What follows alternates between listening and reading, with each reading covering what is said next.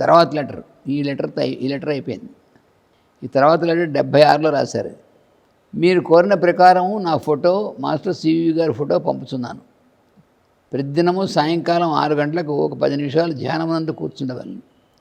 3 మార్లు నమస్కారం master CV అని ఉచ్చరించి కన్నులు మూసుకొని కూర్చుండవలను. నాతో మీకు కావలసిన సంబంధం ఏర్పడి దైవశక్తి వచ్చి వినియోగపడుచుండను.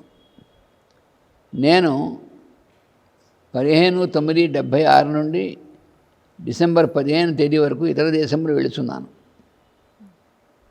15/9/1976 నుండి డిసెంబర్ 15 తేదీ వరకు. సెప్టెంబర్ నుంచి అక్టోబర్, నవంబర్, డిసెంబర్ 3 నెలలు. ఇది కూడా పెద్ద ట్రిప్. మనకి దానిలో కేవలం ఒక 15 రోజులే దొరికినాయి డైరీస్. అంత పెద్ద ట్రిప్ ఇది. 76 మనం డైరీస్ అవును అప్పుడు అవి చాలా కొద్దిగా దొరికాయి. అది 3 months అని ఇక్కడ తెలుస్తుంది క్లియర్ కట్గా. అంటే ఎన్నో మిస్ అయిపోయాయి చాలా. డిసెంబర్ 15వ తేదీ వరకు ఇతర దేశంలోకి వెళుతున్నాను. అంటే వెళ్ళే ముందు రాశారు అది. అంటే ఇది ఏదో ఎప్పుడు రాశారంటే 21/9 రాశారు. జస్ట్ వెళ్ళడానికి 1 week ముందు. అయినను ధ్యానమునందు మీకు అందుబాటులో ఉండేదను. ఏదైనా పరిస్థితి ఆందోళనకరంగా ఉన్నచో రాత్రి 8 గంటల తర్వాత నా ఫోటో దగ్గర కూర్చుని మనసుతో చెప్పవచ్చును. కావాల్సిన సదుపాయం సమాధానం లభించును. అంటే కొన్ని చోట్ల క్లియర్ కట్గా బయటికి వ్యక్తం చేశారు. తర్వాత 38వ లేఖ. చిరంజీవి ఆశీస్సులు. నీవు రాసిన ఉత్తరం అందినది. ఊరివారికి నీ ద్వారా జరగవలసిన సత్కార్యం యొక్క పుణ్యము అనుభవించే కాలం ఇంకనూ రాలేదు. తొందర వద్దు. చాలా మిస్టిక్గా ఉంది. ఆవిడ తొందరపడద్దు అని చెప్పకుండా ఊరి వాళ్ళకి ఇంకా టైం రాలేదు. నీ హృదయమున ఆంజనేయ స్వామిని ధ్యానించుండవలను. ఊరివారికి స్వామి శక్తి తెలియగల రోజులు రాబోతున్నవి. వారే నీ దగ్గరకు రాగలరు. అంతవరకు నీవు వేచి ఉండవలను. స్వామి సర్వదా నిన్ను కాపాడగలరు. ఇది విశాఖపట్నం నుంచి రాశారు. ఇది ఎప్పుడు 34/77. అదే రోజు ఇంకో లేఖ రాశారు. శ్రీ అంటే పెద్దవాళ్ళకి రాశారు. వారికి ఆశీస్సులు. నేను గ్రామం లేని కారణముగా నీ ఉత్తరము కొంత ఆలస్యంగా సూచితిని. నీ ఆధ్యాత్మిక జిజ్ఞాసకు బ్రహ్మసాక్షాత్కారం గూర్చి ఆత్మసాక్షాత్కారం గూర్చి మీకు గలగ ఆర్తికి చాలా సంతోషించింది. మీకు అతి త్వరితముగా సంకల్ప సిద్ధి కలుగును. ఎంత చేసినను గురు సహాయము లేనిదే యోగం పొందలేము అని మీరు రాసి ఉన్నారు. గురు సహాయం నిర్ణయింపబడిన సమయమునకు అప్రయత్నముగా లభించును. మనం అనుకున్నప్పుడు రాదది, టైం వచ్చినప్పుడు వస్తుంది. గురు సహాయము నిర్ణయింపబడిన సమయమునకు అప్రయత్నంగా లభించును. గురువును గూర్చి తెలుసుకొని యత్నించడం వల్ల ఫలితం లేదు. ఎంత క్లియర్ కట్గా ఇచ్చారు. గురువు చెప్పింది చేయడం అనేటువంటిది చేయాలి, కానీ గురువుని గూర్చి ఇంకా తెలుసుకుందాం అనేటువంటిది అనవసరమైన పనులు. అంటే అసలు ఆయన కెపాసిటీ ఏమిటి, నువ్వే ఎస్టిమేట్ చేయగలిగితే టైప్ పెట్టి అసలు గురువు గారి శక్తి ఎటువంటిది తెలుసుకోవాలంటే అది అనవసరమైన పనులు. ఆయన చెప్పిన పని నువ్వు చేయాలి, అది నేర్చుకోవాలన్నమాట. మనసును గురువునకు సమర్పించుకో చాలు, సమర్పించుకున్నచో చాలు. అట్టి గురువు ఎవరా అని జిజ్ఞాస కూడా అక్కర్లేదు. హృదయమున మాస్టర్ సివి స్మరణ చేయుచుండు. మీ పాదముల చెంత నాకు ఇంత కొంత స్థానం ఒసిగి ధన్యుని చేయుడు అని వ్రాసిరి. ఇది మాస్టర్కి రాశారు. కనుక నా హృదయమునందు మీకు స్థానం లభించినది. త్వరలో మాస్టర్ సివి గారి పరిపూర్ణ కటాక్షం మీ అందు ప్రసరించుగాక. ఇక్కడ పాదాల దగ్గర అని అడిగితే నా హృదయంలో అని చెప్పారు ఆన్సర్. వాళ్ళు రాసిన లెటర్లో వాళ్ళు మీ పాదముల చెంత నాకు కొంత స్థానం వసగి ధన్యుణ్ణి చేయుడు అని రాశారు అవతల రాసిన ఆయన. కనుక నా హృదయమునందు మీకు స్థానం లభించినది అన్నారు. ఈ రెండు లింకప్ చేసుకోవాలి. చిన్న లెటర్ ఇది. తర్వాత లెటరు బ్రహ్మశ్రీ ఎవరు పెద్దవాళ్ళకి బలానా గారికి శుభాశీసులతో రాయినది. అయ్యా, ధర్మజిజ్ఞాస సహితమైన తమ హురుల్లేఖన అందుకొంటిని విషయములు చదువుకొంటిని. తమ సందేహములకు యథోచితముగా లేఖ పరిమితిని అనుసరించి ప్రత్యుత్తరములు ఇయ్యగలవాడను. లేఖ పరిమితిని పితృపితామహం క్రమమైన మరియు గురు శిష్య క్రమమైన సంప్రదాయం అనుసరించి హిందూ మతంపై కన్నా వేరధర్మంపై మాకు విశ్వాసం ఎక్కువ. పితృపితామహ క్రమమైన మరియు గురు శిష్య క్రమమైన సంప్రదాయం అనుసరించి హిందూ మతంపై కన్నా వేద మతంపై మాకు విశ్వాసం ఎక్కువ. వేదములను పూజించువారి కన్నా వివరించువారు మాకు పూజ్యులు. వారి ఆదేశానుసారము ధర్మశాస్త్ర గ్రంథముల్లో చెప్పబడిన నిబంధనలు వేద బ్రాహ్మణిక ఆరణ్యక పురాణ ఉపనిషత్తుల్లో కనిపింపవు. అందుచే మాకు తిథి వార నక్షత్రములు పంచాంగ సిద్ధిపై పరిపూర్ణ విశ్వాసం గౌరవములు ఉన్నను గురుచరణ సన్నిధి అన్నిటికన్నా శక్తిమంతమని శరణాగతులకు సర్వధర్మ వికల్పములను పరిచయించి గురుచరణ శరణాగతి చేయుట తదాదేశముగా సత్కర్మలు యథాశక్తిని ఆచరించుట నిత్యం మాకు చిరకాలం నుండి అనుభూతమవుతున్నది. తిథివార నక్షత్రాలు అనేవి నిజమైనప్పటికీ దానికంటే గురుచరణ సన్నిధి అది కూడా ఏంటంటే నిత్యం సత్కర్మను ఆచరించడం. అది గురుచరణ సన్నిధి మనకి ఎప్పుడు ఉంటుంది అంటే మనం సత్కర్మను ఆచరిస్తుంటే ఉంటుంది. ఇది మానే దొరికినది మంచి రోజా కాదా తిథివార నక్షత్రం దాన్ని బట్టి పనిచేద్దాం.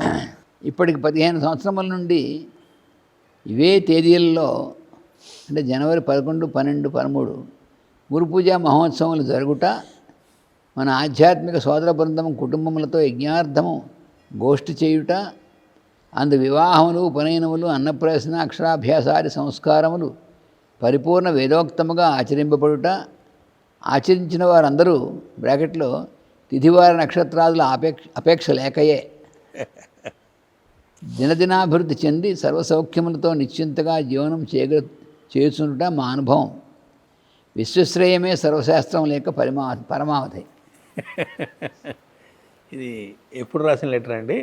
ఇది 7/1/1978. ఇక్కడే ఆయన 78లోనే 15 ఏళ్ళుగా జరుగుతున్నాయి గురు పూజలు అని చెప్పడం ద్వారా అది 78 నుంచి వెనక్కి 68 నుంచి ఇంకొక 5 ఏళ్ళు అంటే 63 నుంచి గుంటూరులో 65లో మొదలుపెట్టారన్నట్టుగా మనం చెప్పుకుంటున్నాం. అంటే ఇంకా దానికంటే 2 ఏళ్ళ ముందు కూడా జరిగి ఉండాలని అర్థం.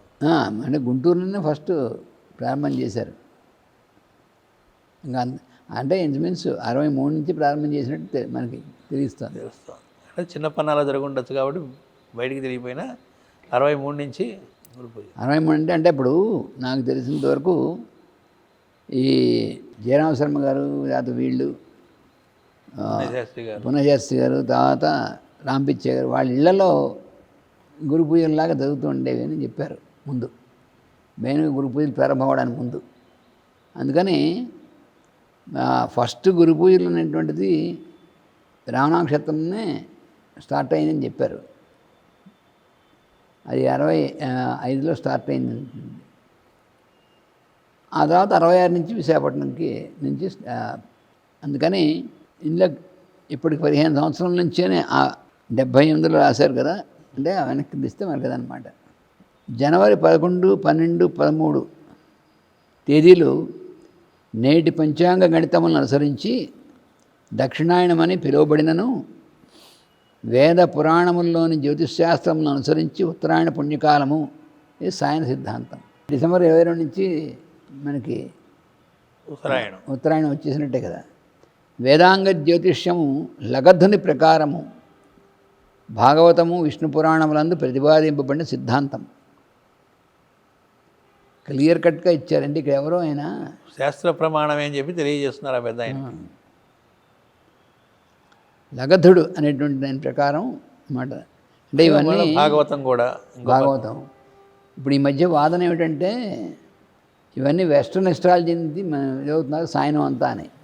వెస్ట్రన్ ఎస్ట్రాలజీ ఏమిటి? వాళ్ళు వచ్చి ఇక్కడ నేర్చుకున్నదే. భాగవతము విష్ణు పురాణములందు ప్రతిపాదింపబడిన సిద్ధాంతము. దాని ప్రకారము డిసెంబర్ 22వ తేదీ నుండి ఉత్తరాయణము శాస్త్ర విధిని అనుసరించి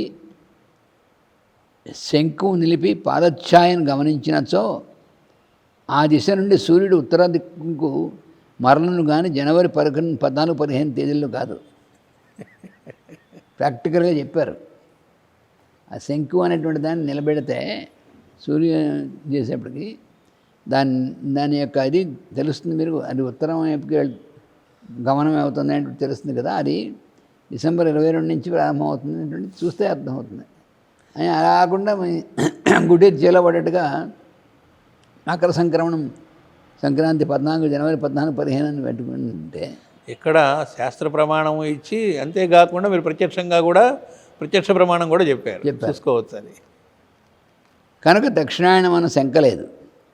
వేద పురాణంలోనే కాక పరాశర వరాహమీర జ్యోతిష్ సంహితల్లో కూడా నిరైన సిద్ధాంతం ఎక్కడనూ చెప్పబడలేదు. కనుకనే కలియుగ పంచాంగ గణితములోని పొరపాట్లకు పై శాస్త్రకారులు బాధ్యులు కారు. తారాబల విషయం కూడా గురుచరణ సన్నిధిలో వర్తించదు.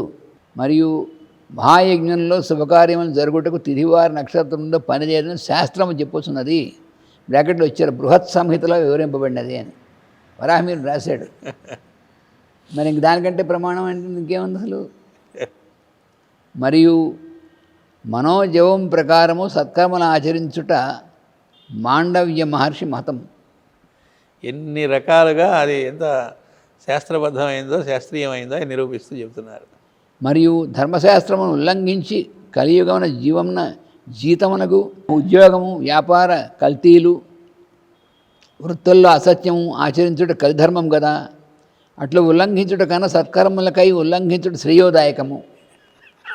ఇది మరీ సూపర్. అసలు మిగతావన్నీ ఒక ఎత్తు అయితే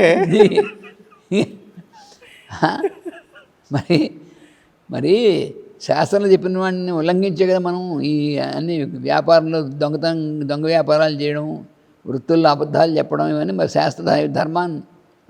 ధర్మ వ్యతిరేకమైన పనులే కదా. మరి అక్కడ ఉల్లంఘిస్తున్నారు. ఈ మంచి పనులు చేయడానికేమో తప్పులే అని చెప్పారు. మనము బ్రాహ్మణులమైనను వేదపారాయణం చేయుటలేదు. ఫస్ట్ థింగ్ మనం బ్రాహ్మణులు అంటే నువ్వు వేదపారాయణం వేదం చదువుతున్నావు రోజు, ఎందుకు ఏ లాభం? పుట్టిన నేను బ్రాహ్మణం చెప్పుకోవడానికి అంటే ఆయన ఎవడో కొంచెం బాగా ఇదిగా రాశాడు. అందుకని దానికి తగ్గట్టుగా ఆయన తగ్గట్టుగా అసలు శాస్త్ర ప్రమాణం కూడా చూపిస్తున్నారు. మనం బ్రాహ్మణులమైన వేదపారాయణం చేయట్లేదు. ఉపనయనం గర్భాష్టమ సంవత్సరం చేయక వివాహం ముందు పీడ వదిలించుకున్నట్టుకు చేయువారి సంఖ్య హెచ్చు. అది బ్రాహ్మణులుగా పుట్టి కూడా ఎంతగా ఎప్పుడు చేస్తావు నువ్వు పిల్లాడికి ఉపనయనం? పెళ్లి ముందు ఏదో ఫార్మాలిటీగా చేస్తున్నాడు. మరి నీ బ్రాహ్మణత్వం ఎక్కడ ఇట్లు ఉల్లంఘించుట కన్నా సకాలమున సత్కర్మలు ఆచరించుట మేలు. వీళ్ళు గురు పూజలో ఉపనయనం చేశారు. అది అవతల వాడు అబ్జెక్షన్ పెట్టింది. ఇది దక్షిణాయనం ఎలా చేసేస్తున్నారని కదా వాడు గోల. తారాబలం ఇంకేం లేదు, తారాబలం ఇవన్నీ ఏం చూడకుండా చేసేస్తున్నారని అందుకని చెప్తున్నారనమాట. అలాగా ఉపనయనం చేయాల్సిన వయసులో చేయకుండా పెళ్లి ముందు ఏదో కంటి తుడుపుగా చేసినటువంటి దానికంటే ఇది శాస్త్రబద్ధం అనేది నిరూపించి ప్రత్యక్ష ప్రమాణం ఇచ్చి పైగా మేము చేస్తాం సత్కర్మ. దీనివల్ల వాళ్ళు నిజంగా ఆ సంస్కారం పర్పస్ ఏదో సర్వ్ అవుతోంది, మేము ఇక్కడ నిర్వహించడం వల్ల అవకాశం ఇస్తున్నారు కాబట్టి ఉచితంగా అనేక మంది చక్కగా వచ్చి చేసుకోవడం ద్వారా అసలు ఏదైతే సంప్రదాయం ఉందో అది నిలబెడుతున్నారు. మరియు మేము వేదాధ్యయనము నిష్కామంగా చేయుదుము. మా పిల్లలకు సకాలమున ఉపనయనం నిర్వర్తించుతుమి. దాని యందు చూపవలసిన శ్రద్ధ నిషేధముల యందు చూపుట శ్రద్ధ అనబడదు. ఇంకా చాగొట్టేశారు అనమాట. లాస్ట్కి వచ్చిన తర్వాత బిరడా వేయుదుట బాగా బిగించారు. ఈ కారణములచే మా మార్గం ఇటు సిద్ధించినది. ఇంక మాట్లాడడానికి ఏం లేదు ఇక్కడ. పరిచయమును భగవదనుగ్రహం వలన కలుగును. మీ లేఖ మూలమున కలిగిన పరిచయమును పురస్కరించుకొని మిమ్మల్ని సకుటుంబ బంధుమిత్రముగా మన గురు పూజ మహోత్సవాలకు ఆహ్వానించుట మాకు సంతోషము. తప్పక ఒత్తురుగాక గురు పూజల ఆహ్వాన పత్రిక కూడా దీంతో దత్తపరుస్తున్నాము. దేని నిరసించాడో, దేని నిరసిస్తున్నాడో అక్కడికి చక్కగా రమ్మని చెప్పి ఆహ్వానించి వచ్చి చూడు, నీకే అర్థమవుతున్నా అర్థం. ఊరికనే శాస్త్రం ప్రకారం మీరు చేస్తున్నారు లేదంటే దానికంటే నిర్వహించే చోట కూడా ఎంత ఆర్ష పద్ధతిలో నిర్వహిస్తారు కూడా వాళ్ళు కళ్ళ దగ్గర చూడాలి. ఎంత శాస్త్రీయమైన పంచశిఖలు పెట్టి చేస్తారు కానీ ఎలా పడితే అది చేయట్లేదు కదా అక్కడ. సామూహికంగా అంటే ఏదోలే అన్నట్టుగా కాకుండా నిజంగా ఎంత అసలు ఈ మొత్తం హైలైట్ చేయాలి. ఈ మొత్తాన్ని అసలు ఒక దీనిలో అందరికీ, ఎందుకంటే అందరికీ మళ్ళీ మళ్ళీ ఇది ఎక్కువ ఉంది కదా. అందులో చాలామంది ఆ నిరయనాన్ని పట్టుకుని వేలాడుతున్నారు. అసలు నిరయనం అనేటువంటిది వీటిలో ఎక్కడా లేదు. అసలు ఇచ్చారు కదా, క్లియర్గా ఇచ్చారు. అక్కడ నిరయనం గురించినటువంటి ప్రసక్తే లేదు అక్కడ. పైగా ఈ సౌరమానం అనేటువంటిది భాగవతంలోనూ విష్ణు పురాణంలోనే లగదనిదని ఇన్ని రకాలుగా ఇచ్చి పరమ ప్రమాణం అంతా చెప్పి మాండవ్య మతం ఏంటో పక్కన చెప్పి ఇంకో పక్కన ఇవన్నీ పక్కన పెడితే ప్రత్యక్ష ప్రమాణం శంకుని తీసుకొచ్చి మీరు పెడితే నీడ ఏ రోజు నుంచి మళ్ళుతుందో చూసుకోవచ్చు. అన్నీ ఇచ్చారు మొత్తం ప్రాక్టికల్గా కూడా. ఇవన్నీ ఇచ్చి ఇదంతా కాకుండా బృహజ్జాతకంలో గురుచరణ సన్నిధిలో వీటితో తారాబలం వీటితో పని లేదనేటువంటి విషయాన్ని కూడా ఇచ్చి వరాహీనుడే ఇచ్చాడు అక్కడ. మళ్ళీ ఇదంతా పక్కన పెట్టి కలియుగంలో చేసే పనికిమాల పనులన్నిటికీ కోసం ఎలా అయితే ఉల్లంఘన చేస్తున్నారో ధర్మాన్ని, దానికంటే సత్కర్మల కోసం ఉల్లంఘన చేయడంలో పొరపాట్లే మొత్తం చురక కూడా అంటించి చెప్పుకుంటూ వచ్చారు మొత్తం. పైగా మనం వేదం చదవడం మానేసి ఉపనయనమే చేయకుండా తూతూ మంత్రంగా ఎప్పుడో చేయడం దానికంటే కూడా మేము ఇలా టైంకి నిర్వహించడం, నిష్కామంగా వేదాన్ని అంటే యాచనతో దక్షిణల కోసం తిరగడం కాకుండా ఇట్లా నిష్కామంగా చేస్తూ ఉన్నాము. పైగా మా పిల్లలకి టైంకి చేస్తున్నాము. అలాంటి యజ్ఞ కార్యక్రమం మీరు కూడా మనకు పరిచయం ఏర్పడింది కాబట్టి ఈ లేఖ ద్వారా చాలా జాగ్రత్తగా వడబడ చదువుకోవాలి. అబ్బో ఇది మాత్రం మళ్ళీ బాగా హైలైట్ చేసి మళ్ళీ ఒకసారి అందరూ సబ్స్క్రైబ్ చేసుకోవాలి. నేనైతే తెగ ఊరికనే నిరాయణ పట్టుకుని చేస్తున్నారు కదా, అందుకని ఇది ఇస్తే అసలు వాడికి ఏమి మాట నోరెత్తలేకుండా. ఇది 78 ఎందుకంటే 7/1/78 గురు పూజల ముందు జస్ట్ అందుకే వాళ్ళ గురు పూజల ఆహ్వానం కూడా పంపించారు.